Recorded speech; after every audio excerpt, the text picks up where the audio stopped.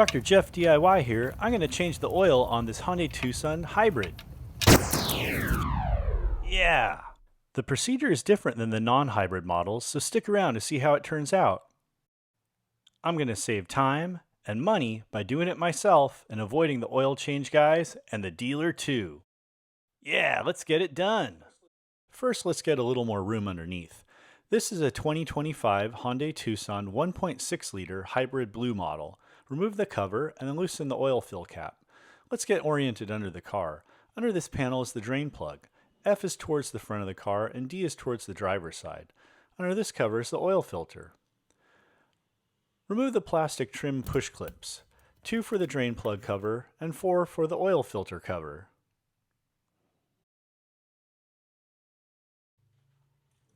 Note that the oil filter housing differs from the non-hybrid models.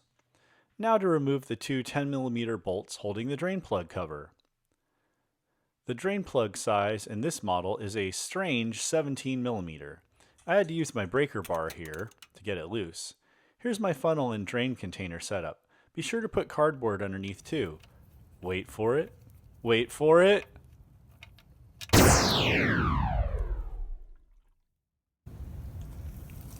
Well, that came out with a vengeance, so be prepared for that.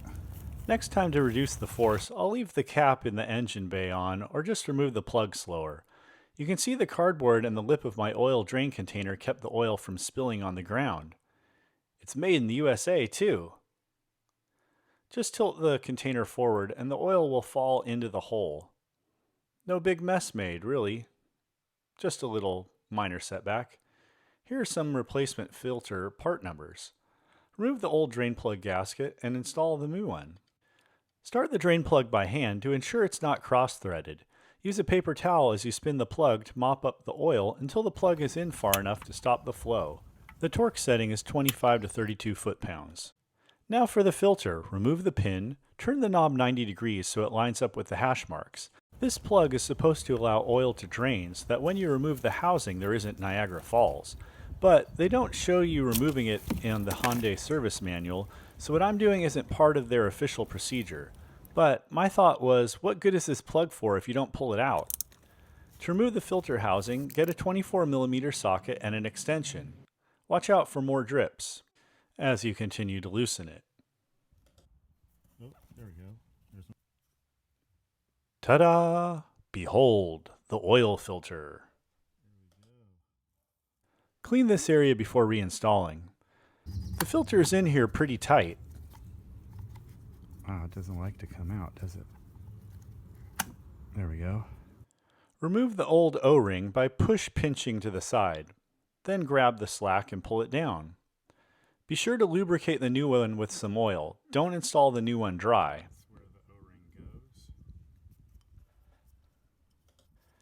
Line it back up in the groove and make sure it's thoroughly seated well, so spin it around and check. In case you were wondering, this metal thing is part of the housing and stays in there. Now for the new filter. This plastic tab and plug has an O-ring that needs to be lubricated before you install it. You're supposed to put the filter in the housing with the tab already installed, as shown here, but I made a mistake when I did it and I took it out. More on that later. Let's assume that you put the filter in with the tab. Make sure the filter pops in place. Oh.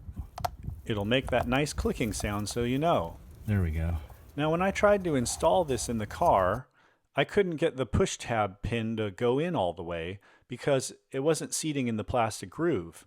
I had to remove the whole housing and then push it in off the car. At this point, the filter was pretty well seated in the housing too, so I didn't want to force it to come out as I thought I might tear it or ruin it. Just make sure you assemble it correctly like this from the get-go. But I did get it in there with a little persuasion that I don't advise you do. Mistake overcome. And as you can see, the filter does freely slide around, so I don't think it's damaged. FYI here, I'm putting the pin tab in the opposite orientation as shown in the service manual.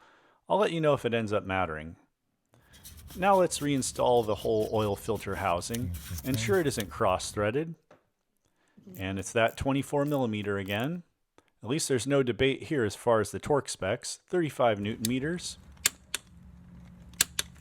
Now to fill the oil. The owner's manual specifically recommends Quaker State 0W20. There's a sticker in the engine bay as well. I always add a little less than the max and then check with the dipstick because you never fully drain all the oil out. Now I'm checking for leaks, and there's none. So now it's time to replace the covers. The oil filter cover has the 4 push pins, and the drain plug cover has 2 push pins with those 2 10mm bolts.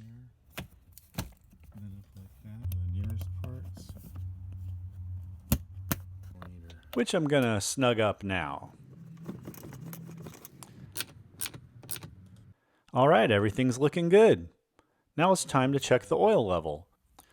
First, clean off the tip, which is kind of an interesting piece of rubber here with 2 lips for low and full. And I couldn't get it to record very well on camera, but the oil was up to the lip for full. Now it's time to replace this cover, but don't forget to screw on the engine oil fill cap first. I had forgot to film that part. Then push that cover down. You might have to smack it a few times. There we go.